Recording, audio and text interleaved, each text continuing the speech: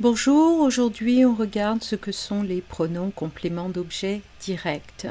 Today we are looking at direct object pronouns. Okay, let's take a look. Alors, what do we have? So these are the pronouns. So they're direct object. So let's review what it means. It means that between the verb and the object, there is no preposition. There's a direct link. J'aime les champignons. Okay? J'aime les champignons. There's nothing in between.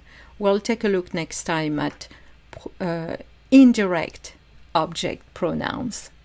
Okay? So let's look at where we put them. So for je, we have me, tu, te, and we have seen when we are replacing the dress, the peas, anything we want, le, la, les. Nous et vous sont aussi des pronoms. Alors, mon mari m'appelle. My husband calls me often. So we have a simple tense, that the present, so we will put that pronoun right before our verb. On t'invite, voilà. La Toussaint, on ne la fête pas. Once again, ne pas is the bread of your sandwich, and your pronoun will be with your verb. Your object pronoun will be with your verb in the sandwich.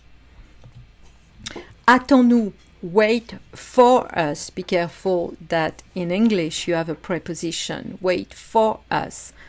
In French, no. Attends-nous, directly. So because the pronoun is right after the verb, we put a little dash to connect it.